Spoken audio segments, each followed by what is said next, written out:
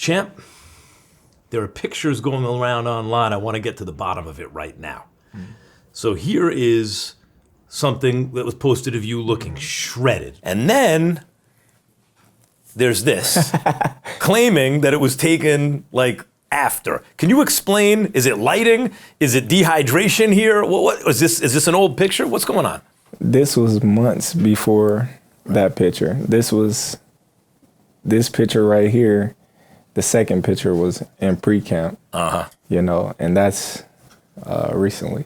Right, that makes sense. That's what I figured, but people were saying, no, this was taken recently, so that's just bullshit. Why would they think that? I don't know, someone said it. Someone said it was taken recently. All right, good. So now we've gotten to the bottom of it. If you've seen the pictures of Bud Crawford online, looking shredded in one and a little fat in the other one, it's because the fat one was from before camp, and then this one is from, you look. How did it feel for the first time to not really have to make weight, but to be putting on weight, and muscle for a fight? Well, it felt great, more energized. I never been in this predicament or situation before. So my body's just loving it, not having to put no stress on it and just being able to just focus on training and just work. It looks, this picture, this one right here looks to me like my first impression is of someone who knows they're going up against like a tank and they need armor. It looks like you have a suit of armor on because you're going into battle with firepower you haven't experienced before. Is that what that is? No, it's just, my body just did what it did. I never went into training camp like, oh man, I gotta put on extra armor or this and that. We just work. We put the work in. We know Canelo's a bigger opponent than normal. We know he punches harder. Well, we don't know, but from the scouting reports, he punches harder. He take a better punch, so of course we got to make sure that we prepared and our body is capable of withstanding what you dish out. But other than that, everything else is just work. From the looks of you, you muscled up. Did it make you feel slower at all? Like the thought in boxing sometimes is as you bulk up, you don't feel as fast. Did it make you feel stronger? What was the difference physically? Come fight time, UFC. Do you feel fast? Hey, listen, man, a lot of people say I'm slow. A lot of people say adding weight, fat, muscle, whatever the case may be, make you slower. So I just told everybody, let's see how slow I am come fight night. Boxing has a long history. The money guy gets the benefit of the doubt in a lot of rounds. Muhammad Ali won a fight against Kenny Norton. He lost 10 out of 15 rounds that gave him the decision. Canelo probably lost 10 rounds to Floyd. One judge had it 6-6. And Canelo, even Ruslandy Lara, I thought Canelo beat Lara and Trout, but they were close fights. A lot of people don't think that. Canelo got the decision. So there's a sense that, Bud has to win 8 out of 12 rounds to get the nod. Do you think, or is that the way you're thinking? Well, no, that ain't the way I'm thinking, but it's definitely been something that was mentioned, that we talked about, not giving away rounds, making sure we in control of the whole fight and not letting up. So, we definitely aware of things like that, but we can't focus on that. We got to focus on the fight. You talk about not giving away rounds. Earlier in your career, Emmanuel Stewart used to talk about Felix Trinidad. He'd call him killer robot because first couple rounds, Trinidad would look okay and he was really studying the guy. Then he would program it in, this is what I do, and then execute it and then knock the guy out. And different style than Trinidad, but I always thought of you the same way. First 2 or 3 rounds, Bud Crawford and the other guys sometimes don't look that much different. But boy, by round 5 or 6, Bud figured him out, and then he just beats the hell out of him. Are you saying for Canelo, you don't have that luxury of those early rounds to study him as much that you have to get to work from round 1? We got to win every round. Every round? We got to win every round possible, from 1 to 12, if it goes that long. Are you aware, I assume you are, but let me ask, of the old adage in boxing, the great big man beats the good big man beats the good little man? But that's what they say, but It's not always the case. You know, when you look at all the great little mans that moved up in weight, they beat the great big man. You know, a lot of people, they running with that narrative. Who came up with that? Well, they just noticed through the years, man, for 100 years, you're right, there have been examples. I'm saying, who came up with that? I don't know if there was a... See, don't nobody know. I can't name the person. Don't nobody know who came up with that, and everybody just running with it because they don't know what they talking about. You know, when we look at the history of boxing, more little men moved up in weight to be the bigger man than boxing. More little man. When you talk about Floyd Mayweather, and when you talk about De La Hoya, when you talk about Pacquiao, when you talk about Sugar Ray Leonard, when you talk about Roberto Duran, when you talk about Canelo Alvarez, when you talk about Terence Crawford, when you talk about Shakur Stevenson, I can name fighters for days that was smaller, that moved up in weight consistently and was successful.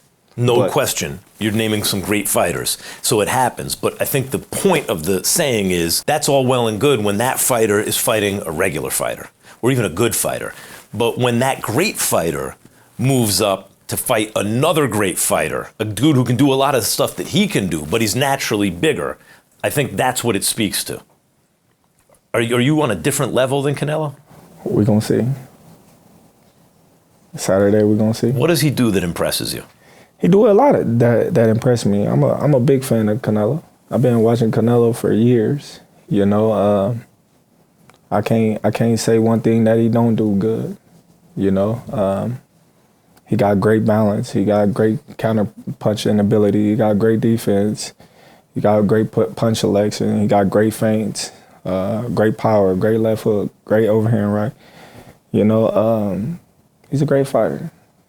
So, you know, he's going to bring the best out of me. And come Saturday, everybody, you know, will give Terence Crawford his props when he be victorious. Your biggest moment of your career so far, even if in retrospect this fight was, but your biggest moment was the Spence fight. Mm-hmm. And that was viewed by people like me as a 50-50 type of fight. And that was one of the most staggering performances in that type of fight going in the history of boxing. I think about Floyd and Corrales, stuff like that. Like one fights they're going in, it's like, oh, who's going to win? And coming out, it's like, oh my God, I don't care what happened, how old they were. That dude was always going to beat that dude. Is it possible for you to fight at an even higher level than that? Is it possible for you to have a performance that supplants that Spence performance as that was Crawford on his best night at the age of 38? I ain't 38, I'm 37. 7, all right. But Saturday, we'll see. Hold on, when's your birthday? The 28th.